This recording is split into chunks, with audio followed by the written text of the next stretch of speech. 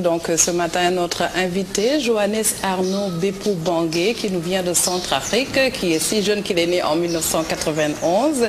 Donc Johannes Arnaud, vous êtes licencié en génie gestion économique, option sciences et techniques comptables et financières de l'université Dakar-Bourguiba de Dakar. Vous êtes passionné de littérature et mis à part ce premier ouvrage de 66 pages qui vient d'être édité en février 2013, vous avez quand même à votre actif d'autres ouvrages, notamment des nouvelles et des poésies. Alors ma première question, puisque effectivement j'ai lu votre ouvrage, est de savoir pourquoi vous avez choisi effectivement de revenir quand même sur vos 11 ans où vous avez vécu les affres de la guerre en Centrafrique. Par devoir de mémoire ou tout simplement pour exorciser le mal?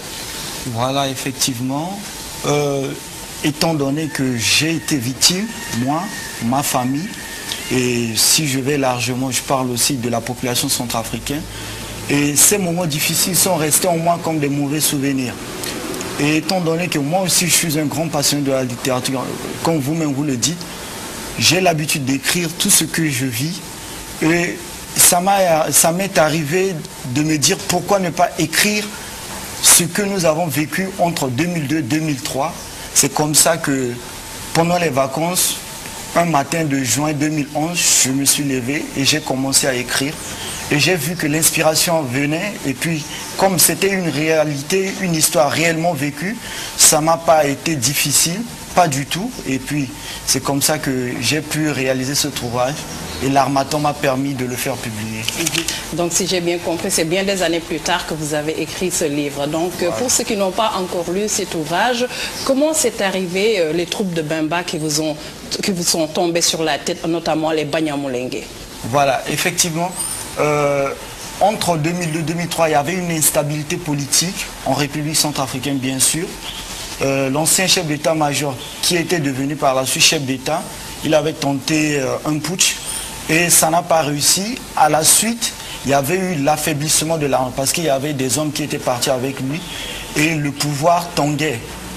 Effectivement, les autorités avaient peur de perdre le pouvoir un matin, donc ils ont fait le pacte avec le diable. Le diable, ici, je qualifie le mouvement de la libération du Congo, qui est une rébellion qui sévissait contre le pouvoir congolais dans la partie sud de la République centrafricaine, mais un peu nord, dans la partie nord de la RDC, je voulais dire.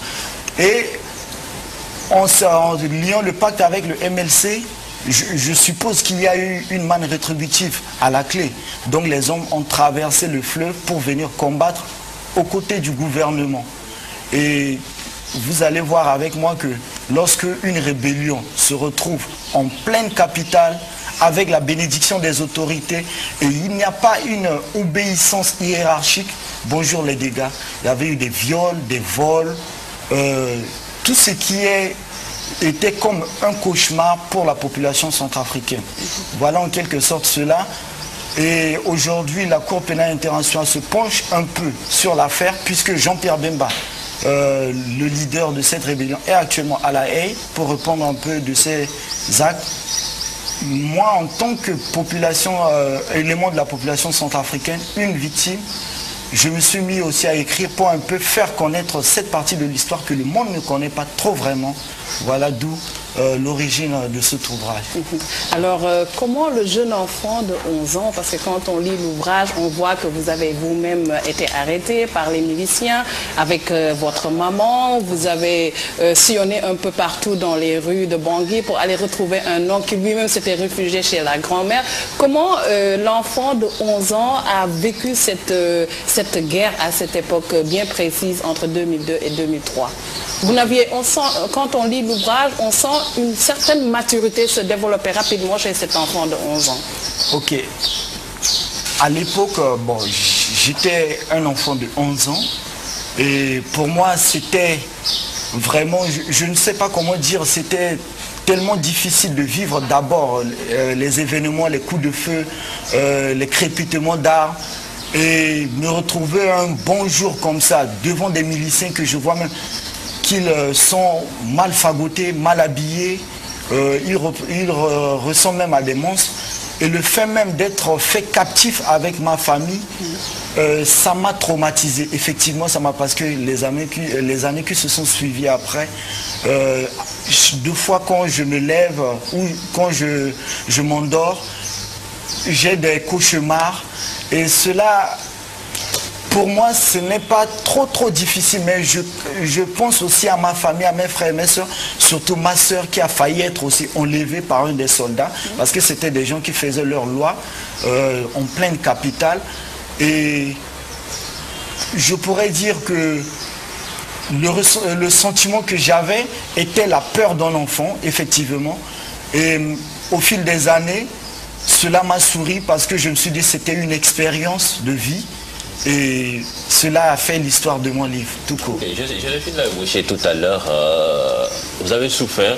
Est-ce que vous avez retrouvé beaucoup plus de tranquillité après avoir écrit ce livre?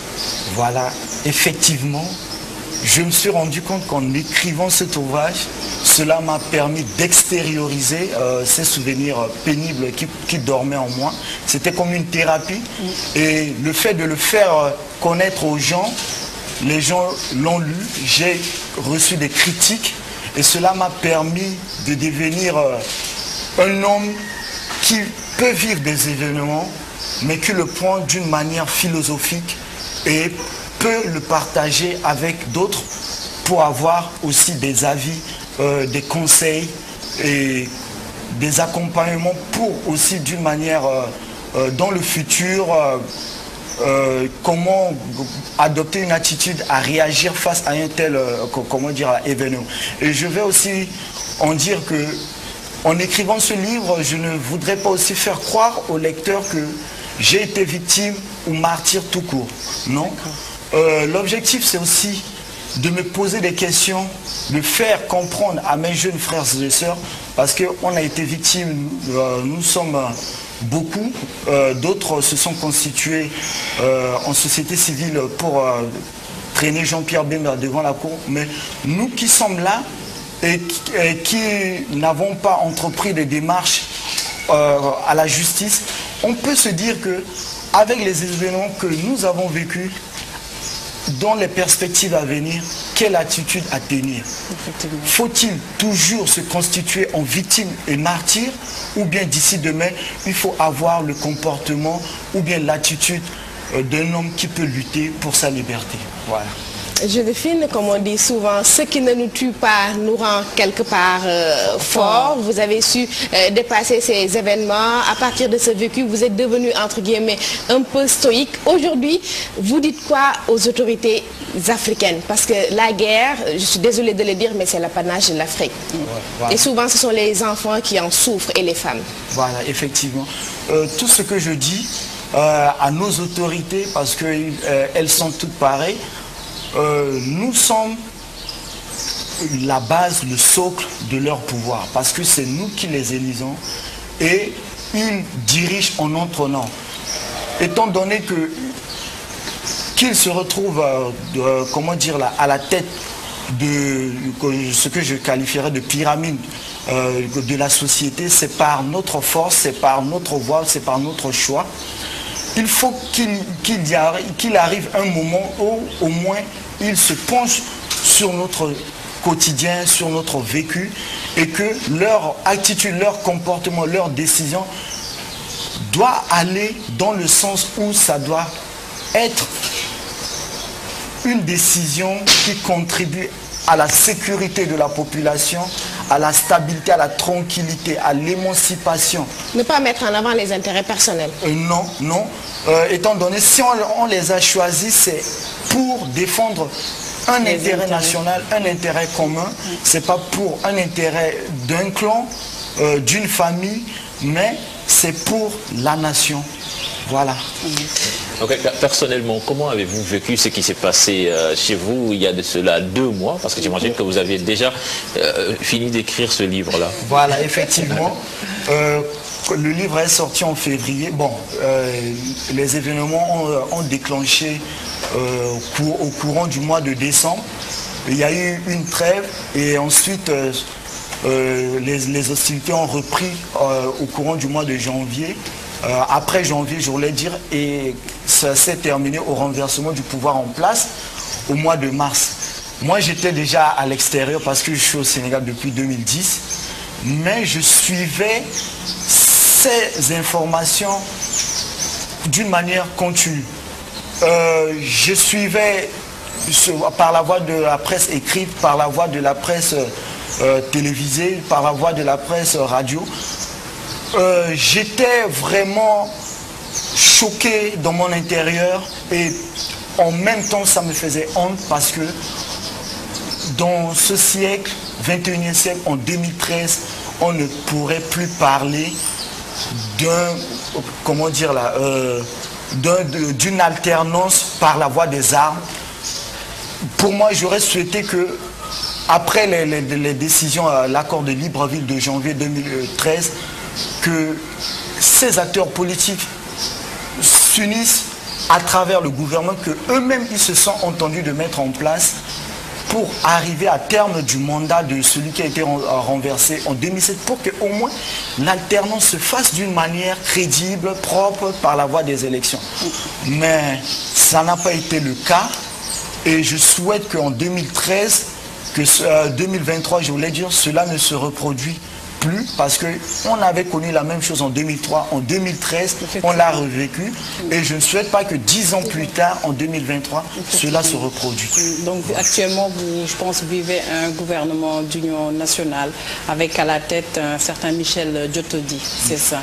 Donc je rappelle donc à tous ceux qui nous suivent, donc Astou, que ce matin on présentait l'ouvrage de Johannes Arnaud Bépou Bangué, donc un roman autobiographique que j'incite les populations à lire. C'est un exemple aussi. Et ce qui est magnifique aussi dans cet ouvrage, quand on le lit, c'est qu'il y a toute la fraîcheur. On ne sent pas que c'est maintenant un adulte qui l'écrit, mais quand on le lit, on voit l'enfant de 11 ans qui est en train de nous raconter son quotidien avec sa famille sous les balles des forces du MLS de Jean-Pierre Bemba. Rappelons-le, lui aussi qui a été condamné pour crime de guerre et à qui même on a dit qu'on l'a accusé de cannibalisme. On en parlait avec Chiara il y a 2-3 semaines. On l'a accusé d'avoir mangé des pygmées Aka. Donc voici un ouvrage que je conseille à tous les Sénégalais de lire. Je veux juste peut-être... Encore une question, je pardonne. Encore juste une question, parce qu'il faut dire que j'ai pas encore lu le livre, ce que je vais essayer de faire. 11 ans, un enfant traîné. Quelles sont les questions qui revenaient dans votre tête? Et les adultes répondaient-ils à vos questions? Effectivement, à l'époque même, lorsque le matin où ma maman décidait à ce que nous quittions notre quartier parce que ça faisait, la situation devenait de plus en plus instable et puis on craignait, comment dire, une agression parce qu'il y avait les gens qui partaient et le quartier devenait tout calme. Et les gens qui partaient, qui passaient, faisaient entendre que maintenant les Banyamulenge sont dans la ville. Et je demandais à ma maman, mais qui sont ces Banyamulenge? Et à la réponse, elle me disait, ce sont des rebelles, ce sont des Congolais, mais il n'y avait pas une réponse en tant que telle pour me décrire qui sont exactement ces Banyamulenge. Et quelques heures plus tard, sur la route, devant la pharmacie Notre-Dame, pour ceux qui ont fait Bangui, on a été arrêtés, on a été fait captifs pendant au moins 2 heures du temps par les Banyamulenge. Ils nous ont brimés, ils nous ont fait chanter. Et pour moi, un enfant de 11 ans, j'accepte que cela nous arrive, même pas à mon âge là. Je ne souhaitais pas que ça soit à mon âge, parce que je n'ai jamais vécu cela d'une manière directe. Être en contact comme ça avec des hommes en armes, et pour un enfant de 11 ans, comme je l'avais déjà dit si tôt, ça m'a traumatisé. Effectivement, ça m'a traumatisé. Et les jours qui se sont suivis, à chaque fois, j'avais des cauchemars. Même ma soeur aussi, elle avait aussi des cauchemars. Mais à la fin, avec l'explication, l'apport de ma maman qui était là, j'ai pu oublier ça. Pas d'une manière totale, mais au fur et à mesure, je ne pensais plus à ça. Et puis, au cours des ans que je suis devenu grand, je me suis dit qu'il fallait l'écrire et faire publier. Enfant meurtri, on peut dire adulte épanoui? adulte épanoui, effectivement, comme vous le dites en ce moment. Donc, en ce moment, je me sens fort. Et l'histoire même, le procès, les événements, les informations, je suis ça d'une manière très proche pour un peu connaître l'évolution du procès, comment ça va se dérouler. Parce que c'est encore à la phase de l'instruction, des enquêtes, tout ça. Et les victimes sont en train d'être entendues devant la cour. Donc, il n'y a pas encore eu une condamnation de Jean-Pierre Bemba. Donc, moi-même, je suis de très près ce qui se passe actuellement. Joséphine, un adulte qui est épanoui, même s'il a été enfant meurtri, il faut dire que c'est quand même des moments difficiles parce que quand on parle de vol, de viol, de pillage, de femmes qui ont été obligées de cuisiner leur mari et de les manger, il faut dire que c'est terrible, Joséphine. Effectivement, donc nous souhaitons tout le bien à la République centrafricaine. Hein. Je pense qu'il n'y a connu qu'une seule fois des élections libres et disons transparentes. Voilà, avec l'arrivée de Ange Félix Patassé. Donc vraiment, nous leur souhaitons tout le bien possible. Et je recommande encore une fois que les gens achètent ce livre et de lisent. C'est un ouvrage magnifique qui a été écrit donc par Johannes Arnaud Bepou Bangué, qui était notre invité du jour.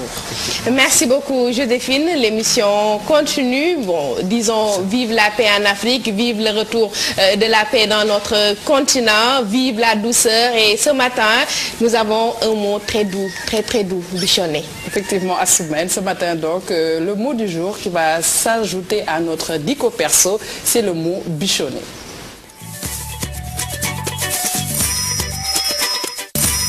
Bonjour, je m'appelle Laïdienne Vudjedju, je suis élève au lycée Seydina Limamoulaye de Guédiawaye en seconde SE. Je vais vous présenter le mot bichonné. Bichonné s'écrit B-I-C-H-O-N-N-E-R.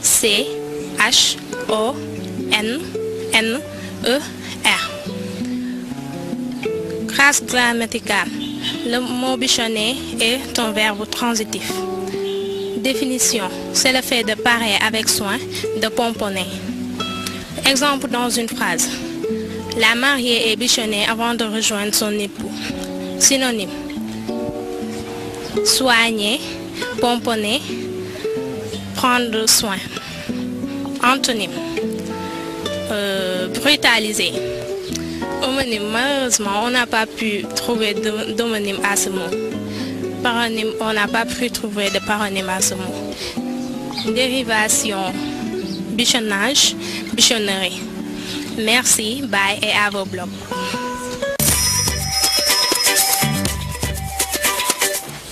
Merci donc Assoumane, le mot du jour bichonné, choyé. Je vais faire une phrase dans la foulée, pourquoi pas, pour épargner notre chère Tidiane qui nous viendrait de Kaolack et de Gaïméré, qui nous viendrait de Kaolack. Donc le roi adorait bichonner son cheval préféré tous les matins. Merci beaucoup Joséphine pour cet exemple avec le verbe bichonner. Elle l'a dit tantôt, bichonner vient du mot bichon qui signifie petit chien d'appartement que l'on soigne avec délicatesse. On est avec un jeune auteur. Sur ce plateau, on va faire un peu de provocation. Alors, bien bichonné vous avez déjà trouvé une petite Sénégalaise. On va faire un peu de provocation sur ce plateau de Yeoulen. Effectivement, comme on dit, le Sénégal est un pays de la teranga. Donc, vu la chaleur de l'accueil, on essaie un peu de se familiariser avec les filles sénégalaises, mais je n'ai pas encore eu une Sénégalaise pour moi, pas du tout, pour le moment. Elles ne t'ont pas encore bichonné? Non, je dis non. Bon, comme on est de l'Afrique centrale, souvent on dit qu'on est promis au pays, donc... Voilà, effectivement, donc je pourrais dire que non, si je termine les études et puis que si je rentre, donc je pourrais me réserver à celle-là qu'on m'a promis. Et qui va te bichonner bien bon. Voilà, effectivement, comme vous le dites. Et si jamais peut-être vous changez d'avis, il faut se rapprocher de Serigne Cheikh, le grand marabout, il va prier pour vous. Non. Dans cette équipe de la matinale, on en a une d'ailleurs qui a du mal à trouver chaussures à son pied, mais c'est pas faute d'avoir essayé. Okay. Une certaine Marie-Christine Mendy. Bon. Mais on verra. On verra ce que ça va donner. En tout cas, ne vous en faites pas. Il est là pour les prières. Il peut aller à la mosquée pour vous. Ne vous en faites pas. C'est le grand marabout de votre émission Yeewu Leen. D'accord. Merci beaucoup. On se retrouve tout à l'heure.